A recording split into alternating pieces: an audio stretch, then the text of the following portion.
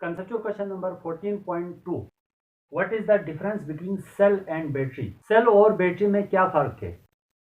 Cell जो है एक डिवाइस है जो इलेक्ट्रिकल एनर्जी को केमिकल एनर्जी के फॉर्म में स्टोर करता है, उसको हम सेल कहते हैं।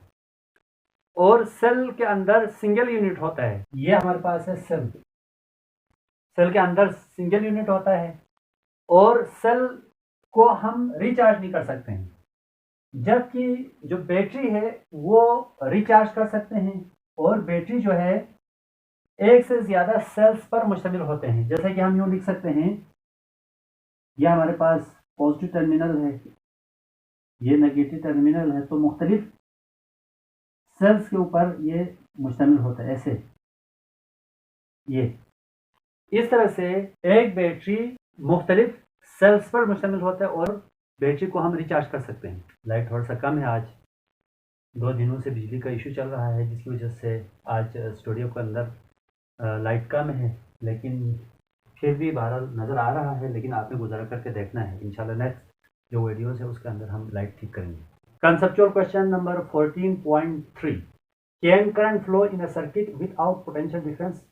क्या एक सर्किट के अंदर पोटेंशियल डिफरेंस के बगैर करंट फ्लो हो सकता है? इस क्वेश्चन को आप यस भी कह सकते हैं, इस क्वेश्चन को आप नो भी कह सकते हैं। मैंने यहाँ पर आंसर लिखा है, there should be a potential difference to flow the current in a circuit.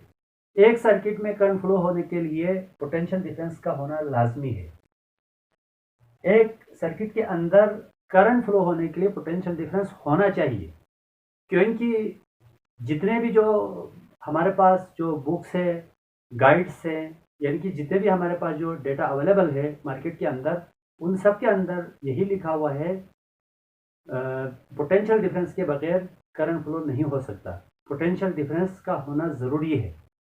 लेकिन अब जाहिर सी बात है, मैं यहाँ पर अगर नो कह दूँगा तो आप ज़रा कंफ्यूज हो जाएंगे और आप मुझसे इख्तलाफात भी कर सकते हैं। लेकिन ये एक रियलिटी है।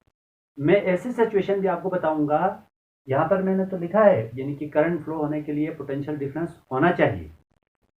हमारे लाइफ में एक सिचुएशन ऐसा भी आता है जिसमें पोटेंशियल डिफरेंस के बगैर करंट फ्लो होता है। वो जो कंडीशंस है, वो जो केस है, मैं यहाँ पर डायग्रामिकली एक्सप्लेन करता हूँ, इसको आपने गौर से समझना है। सबसे पहले हमारे पास यहाँ पर एक टंकी है। सपोज ये जो टंकी है वाटर टैंक है, इसको मैं दूसरे वाटर टैंक से मैं मिला रहा हूँ। ये एक वाटर टैंक है, सपोज ये दोनों जुड़ा हुआ है। यहाँ पर ये दोनों वाटर टैंक जुड़ा हुआ है। अब आप ज़रा सोच लें, इस वाटर टैंक से इस वाटर टैंक में आने के लिए, पानी फ्लो करने के लिए, इनके पानी के जो हाइट है उसके अंदर डिफरेंस होना चाहिए। यानी कि इस यहाँ पर हाइट पानी का ज़्यादा होना चाहिए, यहाँ पे कम होना चाहिए, तभी तो इधर से इधर तक पानी, यहाँ से यहाँ पानी फ्लो करेगा। सिमिलरली यहाँ पे एक वाटर टैंक है, इधर एक वाटर टैंक है। अब देखो, इस वाटर टैंक से इस वाटर टैंक में आने के लिए सपोज यहाँ पानी का सतह यहाँ पर है, तो यहाँ पे सुराख करके आप यहाँ से इधर, आप यहाँ से यहाँ पे पानी आ सकता है। यानी कि एक जगह से दूसरी जगह जाने के लिए वाटर जो फ्लो है उसके लेवल में डिफरेंस होना चाहिए, तब जाके वाटर फ्लो करता है।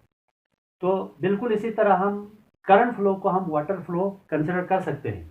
मैंने आपको वो केस समझाना है जिसमें पोटेंशियल डिफरेंस के बगैर करंट फ्लो होता है। तो आप ज़रा इस सर्किट डायग्राम के ऊपर गौर करें, तो ये एक्सटर्नल रेजिस्टर है।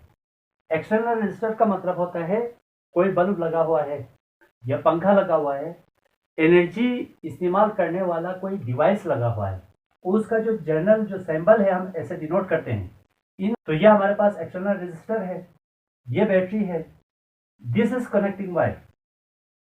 अब ये जो कनेक्टिंग वायर है इसके अंदर भी रेजिस्टेंस होती है, कम या ज़्यादा। जैसा कि कॉपर के अंदर बहुत कम होती है, गोल्ड में तकरीबन रेजिस्टेंस जो है 0 होती है।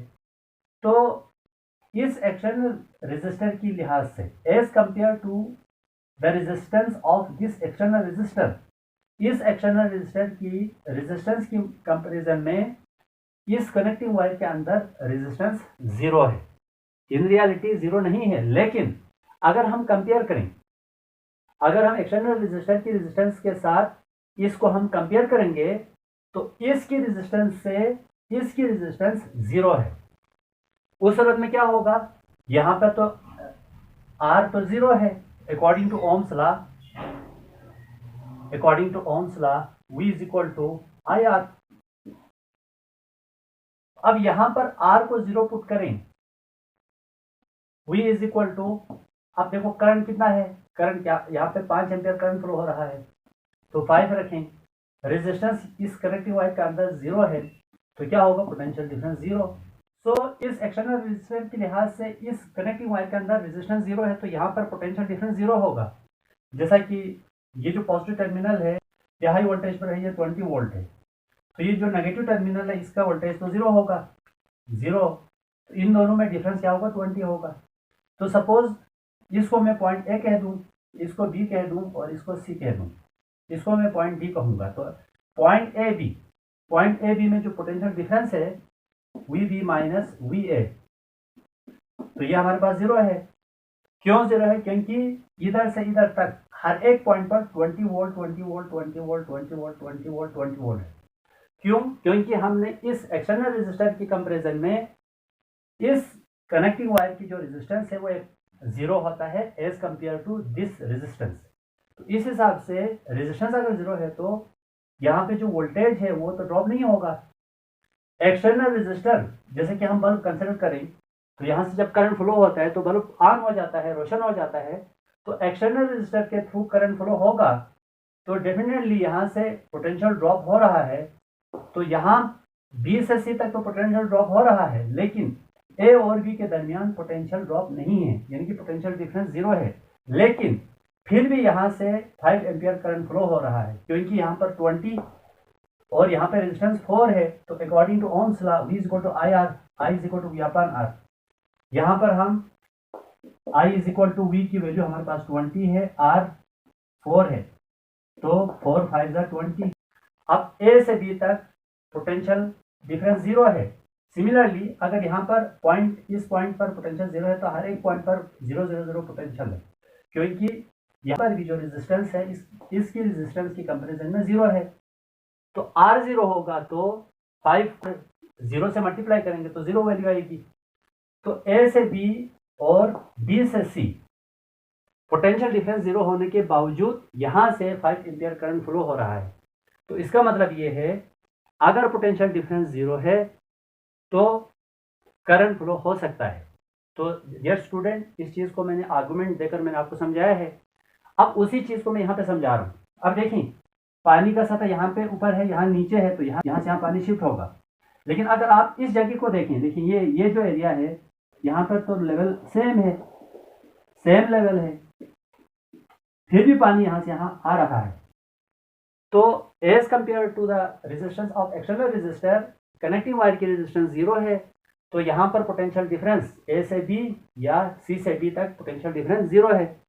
तो यहाँ पर फिर भी करंट फ्लो हो रहा है। बी से सी तक पोटेंशियल डिफरेंस जीरो नहीं है, क्योंकि एक्सटर्नल रेजिस्टर के थ्रू पोटेंशियल ड्रॉप हो रहा है। लेकिन ए से बी और सी से डी तक हमारे पास पोटेंशियल डिफरेंस जीरो है, लेकिन करंट जीरो नहीं है।